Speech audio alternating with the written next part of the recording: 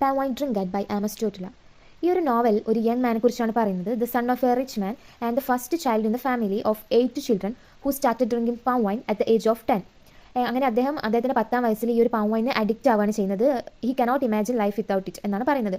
അദ്ദേഹം ഭയങ്കര ലാർജ് ക്വാണ്ടിറ്റിയിലാണ് ഇത് കുടിക്കുന്നത്, നമ്മൾ വെള്ളം കുടിക്കുന്ന പോലെയൊക്കെയാണ്. ഈ നോവലിൽ ഫുള്ളായിട്ട് അദ്ദേഹത്തിന് പാം വൈൻ ഡ്രിങ്കർ തന്നെയാണ് പറയുന്നത്, മറ്റൊരു പേരും ഇതിൽ പറയുന്നില്ല.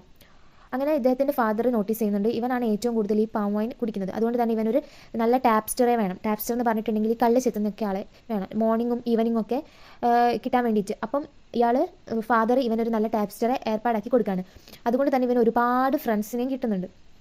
പക്ഷേ കുറച്ച് കഴിയുമ്പോൾ ഇവൻ്റെ അച്ഛൻ മരിക്കും. അത് കഴിഞ്ഞൊരു 6 മാസം കഴിയുമ്പോഴത്തേക്ക് ഈ ടാപ്സ്റ്ററും മരിക്കുന്നുണ്ട്. ഈ പനേൻ്റെ മുകളിൽ താഴേക്ക് വീണിട്ട് മരിക്കുകയാണ്. ആ സമയത്ത് അവിടെ ആരും ഉണ്ടായിരുന്നില്ല അവനെ രക്ഷിക്കാൻ വേണ്ടിയിട്ട്. ആ സമയത്ത് തന്നെ അവൻ മരിക്കും. അങ്ങനെ ഈ പ്രോട്ടഗോണിസ്റ്റ് ഭയങ്കര സാഡ് ആവുകയാണ്.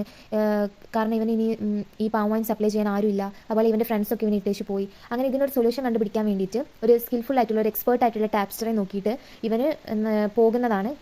അതിലുണ്ടാകുന്ന കുറേ പ്രോബ്ലംസും ചാലഞ്ചസും ഇവൻ നേരിടുന്നത് അതൊക്കെയാണ് നമുക്ക് ഈ നോവലിൽ കാണാൻ പറ്റുന്നത്.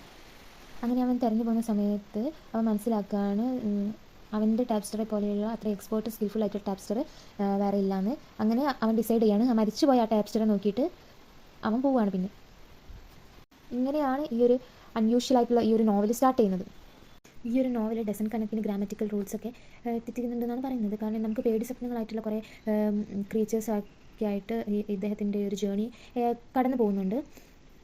ഈ ഡ്രിങ്കാർഡ് അദ്ദേഹത്തിൻ്റെ ജേണിയിൽ ഒരു ഓൾഡ് മാനെ കണ്ടുമുട്ടുന്നുണ്ട്. അദ്ദേഹം പറയും നിങ്ങളുടെ മരിച്ചുപോയ ടാപ്സ്റ്റർ എവിടെയാണ് ഞാൻ പറയാം, അതിന് മുന്നേ നിങ്ങൾ എനിക്ക് മരണത്തെ ഇങ്ങോട്ട് കൊണ്ടുപോയി തരുമെന്ന് പറയും. Brought death to him. അങ്ങനെ ഈ ഒരു ഡ്രിങ്കാർഡ് എന്ന് പറയുന്നത് അദ്ദേഹത്തിന് ഈ ജുജു മാനാണ്. അദ്ദേഹം ഈ മരണത്തെ ക്യാപ്ചർ ചെയ്തിട്ട് ഈ ഒരു ഓൾഡ് മാൻ്റെ അടുത്തേക്ക് കൊണ്ടുവരും. പക്ഷേ ആ സമയത്ത് ഈ ഓൾഡ് മാന് വാക്ക് മാറുകയാണ്.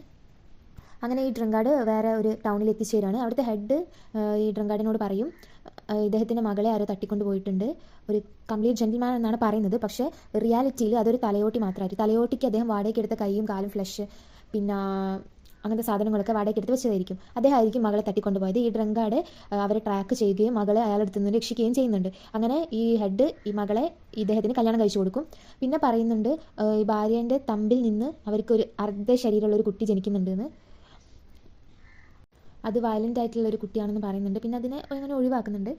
പിന്നെ ഇവർ ഭാര്യയും ഈ ഡ്രിങ്കാർഡും കൂടെ ഡെഡ്സ് ടൗണിലേക്ക് പോവാണ്, മരിച്ചവരുടെ പട്ടണത്തിലേക്ക് പോകുന്നതാണ് പിന്നെ കാണുന്നത്.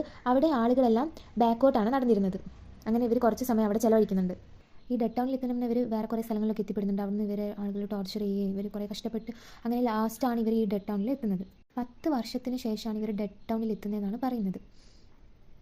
ഇതിൽ ഇവർ ലാൻഡിലൂടെ വാട്ടറിലൂടെ എയറിലൂടെ പിന്നെ അതുപോലെ തന്നെ അദ്ദേഹത്തിൻ്റെ അപ്പിയറൻസ് മാറ്റിയിട്ടുണ്ടെന്ന് പറയുന്നുണ്ട്. ഓരോ ഒക്കേഷൻ അനുസരിച്ചിട്ട് അദ്ദേഹം ഒരു ലിസാർഡ് ആയിട്ടുണ്ട്. അതുപോലെ തന്നെ സ്മോൾ ബേഡും ഒരു ലൈക്ക് സ്പാരോ പോലെ സ്മോൾ ബേഡും എയറോപ്ലെയിൻ ഒരു വലിയ ബേഡായിട്ടുണ്ടെന്ന് പറയുന്നുണ്ട്.